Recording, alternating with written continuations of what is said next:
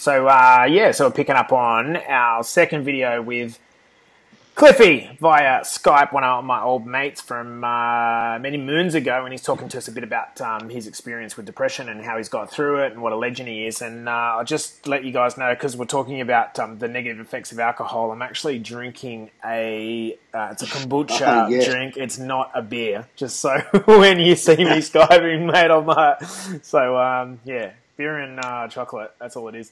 Anyway, so where we're at, Cliff, was... you're talking about how you hit that fucking real big low point. What happened next, mate?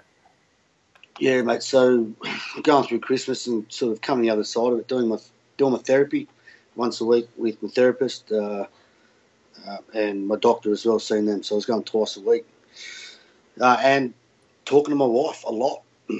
Coming early March, some circumstances changed dramatically. I was arrested. Against my own self. I was arrested under the Mental Health Act of 2007. Reason being is just trying hard and nothing went right. I was pulled over one day from a police officer, didn't have a licence because I wasn't keeping my affairs in order for running my business, and I didn't have my car registered again. Wow. For a parking ticket, I lost my licence for back November the year before. And my car wasn't registered just because I wasn't keeping on top of things. My head was elsewhere, and that day cost me $2,500 in fines. It's money I didn't have, and that sent me to hospital. Basically, I lost it. Trying so hard and just I felt like I was a fuck up continuously. And again, when I ended up got coppers and ambos took me up the Gosford again, and with a big scuff in the car park, I finally got taken in against my will. But at the same time, that saved my life. Because I was on the way to doing something dumb, obviously. And then, unfortunately, my wife had to have that phone call again, which was hard.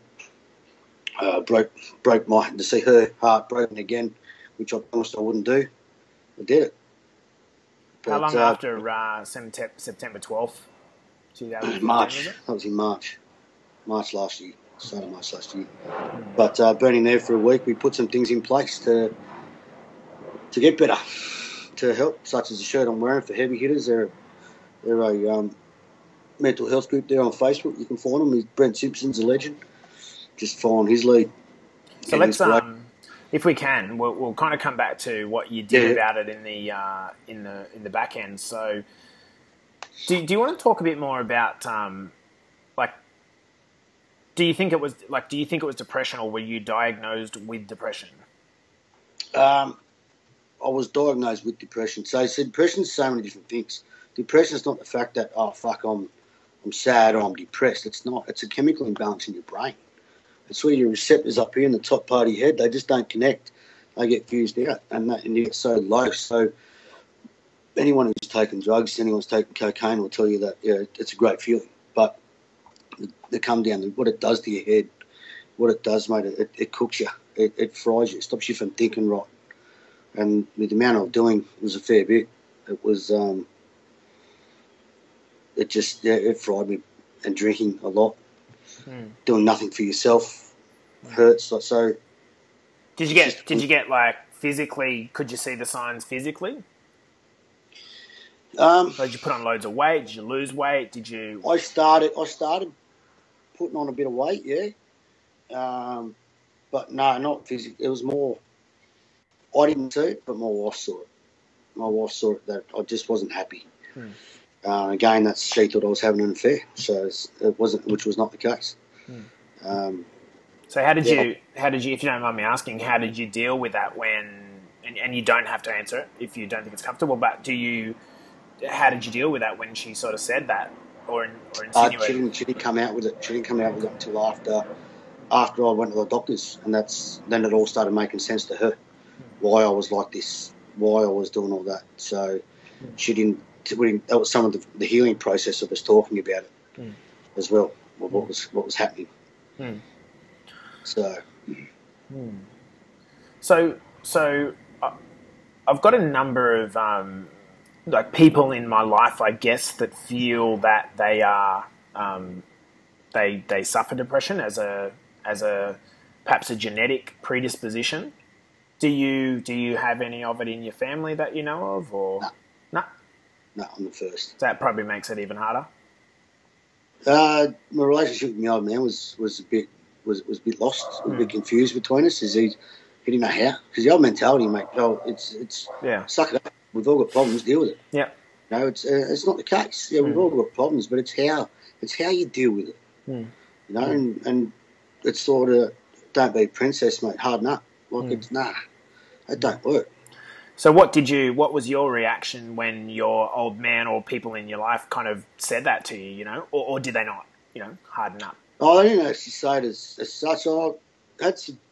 People kept telling me, like, oh, you know, we've all got problems. What can you do? It is what it is. Just deal with it. You know, those sort of cliches. There's a beer. But yeah, mate, it made me angry. And they kept saying like that, like, you come out and you ask for help, or you want to talk about it to someone, and they go, oh, well, we've all got problems, and then it turns into a bit of a competition. Like, who's got the best of those problems? Yeah, like, and it's not. It shouldn't be like that. But that's that stigma. That's that stigma. It's almost like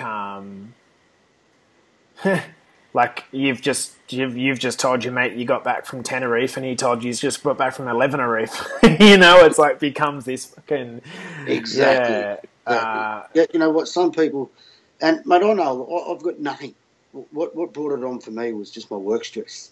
So I've got nothing. I had a great childhood. I had great parents. The two older brothers who beat the shit out of me, which was good. Yeah. You know, they're doing anything for me. You know, at the same time, I had a great wife, great kids.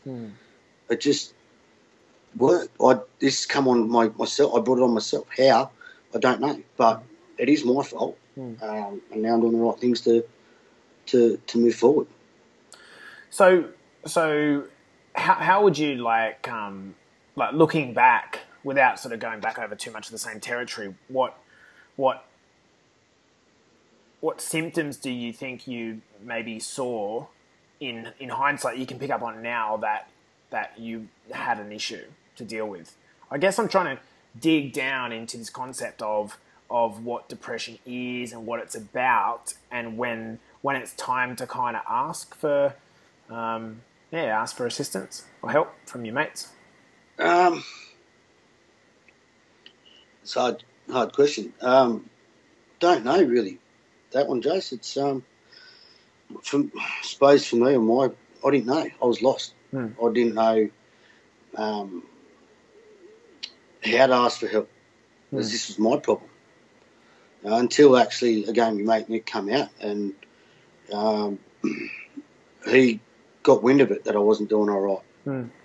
He just, out of a conversation, that's all it takes, is a conversation. He just rang me up on the phone one day. I was having a bit of a moment. We had a quick chat, and I had to go because I got upset. And, you know, men can't get upset on the phone. So, you know, and I didn't speak to him for a few days later than that because I was embarrassed. I got upset. But then, yeah, he turned up at my doorstep to talk to me. What a dude. You know, to make sure I was all right. What a dude. So, yeah, mate, and that's all it takes. It's just a conversation, just for someone to just listen. You can just talk to someone and know. Well, you can hear it. Do you consider yourself an introvert? Mate, I wouldn't know what that means, mate. You're on higher education. Yeah, no, fair call. So are you more someone that kind of, when you're dealing with issues, you tend to turn inwards and you like the company of yourself and your closed family and you're a private dude? Yeah? Was very private, mate. Yeah, my problems were my problems, and mine alone. Yeah, wouldn't public at all. The reason I'm asking that is because it's quite foreign to me, being maybe an extrovert, which is the opposite. Someone that's quite open to talking about things. I have, not as a point of oh, well done, Jase, that's awesome, but I have no problems telling my mates I love them. I have no problems embracing that kind of emotional stuff, but that comes naturally to me, and it doesn't come naturally to, you know, half the population. So if you, yeah, and I know plenty of people without sort of without kind of naming people, that would really struggle if something big come on them to actually, externalise that and look for help? Mate, I always had people who'd say, yeah, and I was one of those, and, my old man would always tell me, you need help, let me know, because I took over the business from him. But I never would ask him. I never asked him for help. Why? Don't know. Ego thing. Big ego. I had a big ego. I can do this. I can do everything. I don't need help. I'm fine. Do you think that's true of a lot of? Do you think it's true of a lot of tradies, particularly? Yeah. Yeah. You're grown up as a hard cunt. It's uncool, and I've got I've got a mate that went into, you would know him, but went into a very dire situation of where now he didn't get picked up. He didn't get to the point of where he got to turn himself around, and now he's in a very, very bad place and will be in jail for the rest of his life. It's a horrible situation, and how hard it must be, how dark your days must be to get to a point of where you are thinking of taking your life. I'm sure like everyone who's watching this has probably got to a point where they're just like, fuck, I've had enough. I'm fucking done. But it's a passing thought, maybe that lasts an hour or half an hour. Exactly, and they're not healthy thoughts, and it's just to be that low and that man, it's scary. It's scary. For probably 6 months after I first attempted to take my life, I was scared, fucking petrified. Petrified of what you could have potentially, petrified of yourself. Yeah. No, and then my social anxiety would come up. So I'd have friends to ring me up to go for a barbecue at their house. Wouldn't go. I'd be in the car, and then I wouldn't be able to get out of the driveway because I'd have a panic attack sitting in the driveway. And what were you worried about? The judgment or getting on the ears or what? Just what happens if I have a panic attack in front of everyone? How am I going to handle it? I was trying to predict scenarios that weren't even predictable that could possibly happen. I was trying to think of everything that could possibly happen and how am I going to react to that? Because I was angry. I still was in a bit of a stage where accepting that I'm ill, because it is a sickness, it's an illness. It's not me. It wasn't me. It's so to understand that I was sick and come to terms that I've got to take, still do take medications to feel normal, to get your head settled. And that was a hard thing to accept. So before we go into the treatment, let's just for the last sort of 2 minutes of this, do you want to mention anything else about the kind of what you're feeling, the condition itself, before we looked at how you got through it? I think you're pretty good.